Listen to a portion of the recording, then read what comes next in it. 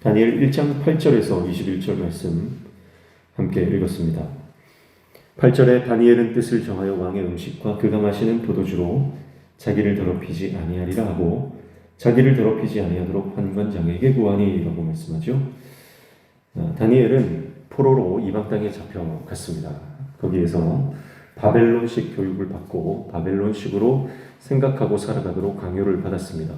그러나 다니엘과 세 친구들은 이제 왕이 지정한 음식, 그러나 그 음식은 이미 신전에 바쳐진 우상 숭배의 제물이죠. 그래서 그 제물을 다니엘과 세 친구들은 먹지 않기로 결정합니다. 하나님 앞에서 뜻을 정하는 것입니다. 그래서 환관장에게 이 왕의 음식과 포도주를 먹지 않겠다라고 그렇게 구하게 됩니다. 9절의 말씀을 보니까 하나님이 다니엘로 하여금 환관장에게 은혜와 긍휼을 얻게 하신지라 그렇게 말씀하고 있어요.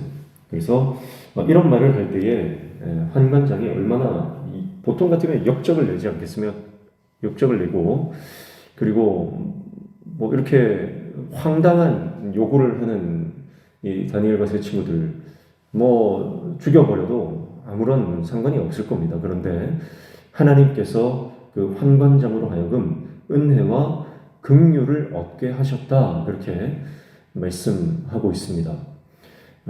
그리고 이것은 환관장이 다니엘에게 은혜와 긍휼을 베풀어 준 것이 아니고 이 은혜와 긍휼을 얻게 하셨다라고 하는 것은 이 말의 주어가 하나님이심을 말하고 있는 것입니다. 그래서 하나님께서 이방 땅 포로로 잡혀 있는 하나님의 백성들에게 은혜와 긍휼을 환관장을 통해 베풀어 주셨고 또 감독을 통해 베풀어 주시고 또 느부갓네살 왕 바벨론 왕을 통해서 그들에게 은혜와 긍휼을 베풀어 주시는 것을 말씀하고 있습니다. 느부갓네살 왕이 예루살렘을 이제 침공하고 성전의 기물들을 가져가지요. 일반적으로는요, 그 성전 안에, 그 신전 안에는 뭐가 있습니까? 보통은 신상이 있어요. 그래서 그 신상을 가져다가 그 신상을 자기들의 신전에 놔두는 거죠. 왜냐면 우리 신이 너희 신보다 세다는 거예요. 그래서 신전에 들어가서 그들의 신의 모양을 그 신상을 가지고 가는 겁니다. 그런데 바벨론 왕이 이스라엘 신전에는 뭐가 없는 걸 알았어요? 신상이 없는 걸 아는 거예요. 너무 황당한 거죠. 어느 나라, 어느 국가에 가도 그 안에 그들이 섬기는 신의 신상이 있는데 이스라엘은 그들의 신전 안에, 그들의 성전 안에 그들이 섬기는 신의 모양이 하나도 없는 거예요. 여러분, 이것은 야훼 신앙을 가진 이스라엘 백성들만의 독특한 특징입니다. 그러니까 하나님은 우상을 새겨 만들지 말라. 나를 어떤 모양도 새겨 만들지 말라. 그렇게 말씀하셨기 때문에 이스라엘 사람들은요, 이 하나님의 형상을 따라 이렇게 그 모양을 만들지 않는 것입니다. 그래서 그들이 가져간 게 뭡니까? 고작해야 그릇 몇 개 가져가는 거예요. 그래도 그 바벨론 사람들은 생각했겠죠. 그래도 우리의 신이 이 이스라엘 사람들의 섬기는 신보다 강하다. 그래서 전리품을 취하듯이 그 신상에서 그릇 몇 개를 가져가는 거죠. 그래서 하나님이 졌다. 여호와가 패배했다. 그렇게 생각했을 것입니다. 그러나 다니엘은 알고 있었어요. 다니엘은 하나님이 그 성전 안에만 계시는 분이 아님을 알고 있었어요. 이스라엘 땅 안에서만 역사하시는 그런 국소적이고 약한 신이 아니다라는 것을 알고 있었어요. 그래서 다니엘은 자기가 포로로 비록 잡혀왔지만 이스라엘은 멸망했지만 그럼에도 불구하고 하나님은 여전히 살아계셔서 자기 백성을 돌보시는 분에 대한 확신이 있었던 겁니다. 그렇기 때문에 다니엘이 뜻을 정하는 거죠. 누구 앞에서 정하는 거예요? 하나님 앞에서. 이스라엘 백성들도 마찬가지입니다. 이스라엘 백성들은 성전이 탈취를 당했습니다. 이스라엘이 멸망했습니다. 나라가 망한 거예요. 그러니까 하나님이 졌다 이렇게 생각하는 거죠. 그러나 다니엘은 그렇게 생각하지 않습니다. 하나님은 여전히 살아계시고 하나님은 내가 이 바벨론 땅, 이방 땅의 포로로 잡혀왔지만 이 이방 땅에서도 하나님은 살아계시고 역사하시며 자기 백성을 돌보시는 분이다라고 하는 것을 다니엘은 믿었던 겁니다. 그렇기 때문에 그분 앞에서 뜻을 정했고요. 그리고 그런 다니엘과 새 친구들에게 하나님은 은혜와 긍휼을 베풀어 주시는 것이죠. 인간이 눈에 볼 때는 이스라엘은 다 끝난 것 같습니다. 망한 것 같습니다. 하나님이 패배하고 하나님은 더 이상 이 땅에 우리에게 구원을 베풀어 주실 수 없는 분이다 생각하겠지만 다니엘은요 그러지 않았다는 거죠. 그래서 그런 다니엘의 믿음을 보시고 하나님은 은혜와 긍휼을 베풀어 주시는데 은혜와 긍휼이라고 하는 것은 우리가 잘 아는 것처럼 은혜는 헤세드죠. 언약적 사랑을 말하는 것입니다. 그리고 긍휼이라고 하는 것은 라하밈이라고 하는 단어죠. 이것은 레헴, 그 여자의 자궁 여기서 나온 거예요. 그래서 이것은 모성적 사랑. 이 긍휼이라고 하는 것은 하나님의 이 자식을 돌보고 자식을 품는 것과 같은 그런 모성적 사랑을 말합니다. 그래서 하나님의 헤세드와 하나님의 라하밈이 지금 이 다니엘과 새 친구들을 향해 있고 이 이방 땅의 포로로 잡혀온 하나님의 백성들을 향해 있고 지금 멸망하여 소망이 없는 이스라엘 땅 가운데도 여전히 하나님은 하나님 되시고 하나님은 은혜와 긍휼을 베풀어 주시는 분이심을 이방 땅 다니엘을 통해서 하나님은 나타내고 계시다라고 하는 것을 우리는 기억해야 하는 것이죠. 그래서 다니엘이 이제 환관장에게 왕의 음식과 포도주를 마시지 않겠습니다. 그렇게 말했더니 환관장이 난색을 표하는 거예요. 그래서 너희가 만약에 이거 채식만 해가지고 너희가 만약에 안색이 나쁘다 그러면 내가 왕 앞에서 죽음을 당할 수도 있다.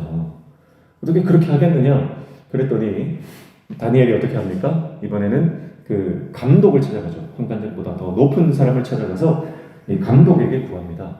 열흘 동안 우리에게 말미를 주십시오. 그래서 그 열흘 동안 우리가 채소와 물만 먹고 채식만 해서 우리의 그 모양이 만약에 정말 초췌해진다면 어쩔 수 없겠지만 그렇지 않을 거야.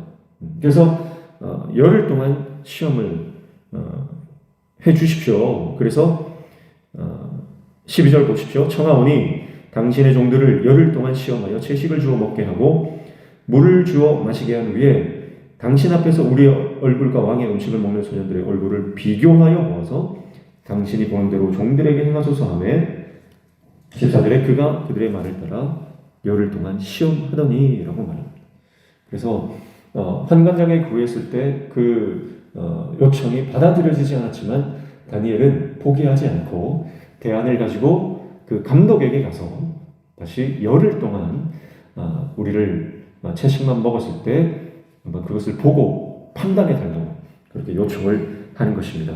그때 15절에 어떻게 말씀합니까? 열흘 후에 그들의 얼굴이 더욱 아름답고 살이 더욱 윤택하여 왕의 음식을 먹는 다른 소년들보다 더 좋아 보인지라 그렇게 말씀합니다. 채식을 했기 때문에 포도주를 먹지 않고 물을 마셨기 때문에 그들이 윤택해지고 살이 쪘다 그런 뜻이 아니죠. 그 결과는 하나님의 은혜와 긍휼 때문이다라고 하는 것입니다. 그래서 하나님께서 은혜와 긍휼을 베풀어 주셨기 때문에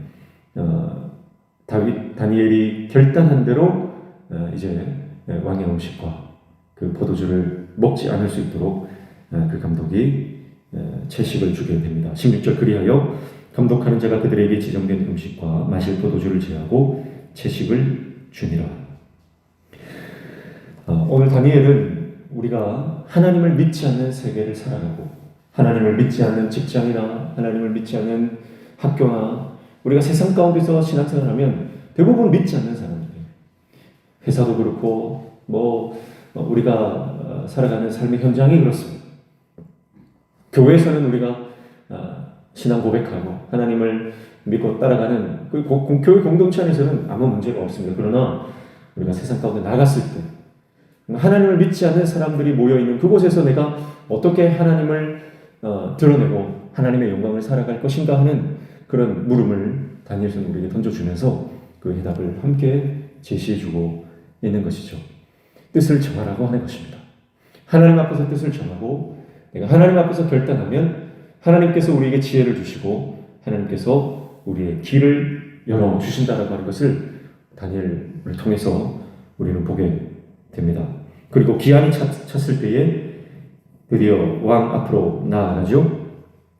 19절 말씀을 보면 왕이 그들과 말하여 보매 무리 중에 다니엘과 하나냐와 미사엘과 아사랴와 같은 자가 없으므로 그들을 왕 앞에 서게 하고 왕이 그들에게 모든 일을 묻는 중에 그 지혜와 총명이 온 나라 박수와 술객보다 10배나 나은 줄 아니라 그렇게 말하고 있습니다. 그래서 다니엘과 세 친구들은 다른 모든 소년들보다 그 지혜가 그리고 그 바벨론의 모든 박수와 술객들보다도 그 지혜가 10배나 나았다. 그러니까 이 10배라고 하는 것은 완전 수준. 그래서 이것은 비교 불가다. 비교 불가다. 완전히 이들의 지혜와 이들의 그 학문은 비교할 수 없는 완벽한 그런 하나님의 지혜가 임했다라고 하는 것을 말하고 있는 것입니다. 그리고 21절에 보면 다니엘은 고레스 왕 원년까지 있으니라 그렇게 말씀하고 있죠. 바벨론 왕은 이들을 자기를 위해서 교육을 시켰습니다. 모든 좋은 환경들을 제공해 줬습니다. 그런데요, 사실은 이 다니엘과 세 친구들을 교육하고 가르치고 지혜를 주신 분은 하나님이시고 바벨론 왕을 통해서 그들을 교육시켰지만 써먹는 분은 누구예요? 실제로 이들을 쓰시는 분은 하나님이십니다. 그래서 다니엘은 그 바벨론 포로기 70년 기간 동안에 거의 이 70년을 다 왕이 바뀔 때마다 다니엘은 여전히 이 바벨론에 계속해서 남아있게 되는 거예요. 그래서 다른 사람들은요 그 왕 앞에서 살아갔겠지만 다니엘은 왕 앞에서 살아가는 존재가 아니라 하나님 앞에서 살아가므로 왕이 바뀌어도 진정한 왕이신 하나님은 바뀌지 않아요. 그 영원하신 왕 오직 한 분이신 그 하나님 앞에서 살아가는 이 다니엘은 오히려 이제 이스라엘 백성들을 보호하고 이스라엘 백성들을 지키는 그런 사명을 감당하면서 하나님의 말씀, 하나님의 예언과 환상을 대언하는 그런 귀한 사역과 삶을 살게 되는 것입니다. 오늘 저와 여러분에게 이런 뜻을 정하는 믿음이 임하기를 축복합니다. 그리고 하나님께 뜻을 정하여 믿음으로 나아갈 때에 하나님께서 우리의 삶에 막혀진 문제들을 열어주시는 놀라운 은혜를 경험하며 나아가는 저와 여러분 되시기를 축복합니다. 그래서 다니엘을 통해서 하나님의 살아계심과 하나님의 역사가 드러나는 것처럼 저와 여러분의 인생 가운데 하나님의 살아계심과 하나님의 역사가 증명되어진 하나님을 증거하고 하나님을 높이는 귀한 인생 되시기를 주님의 이름으로 축복합니다. 함께 기도하겠습니다. 하나님이 없다고 말하는 하나님을 부정하는 이 세상에서 하나님의 살아계심을 드러내고 하나님의 역사를 증명해 나가는 하나님의 사람, 하나님 진실한 하나님의 종으로 쓰임받는 우리의 삶이 되게 인도하여 주시옵소서. 하나님께서 우리에게 지혜를 주셔야 가능한 줄로 믿습니다.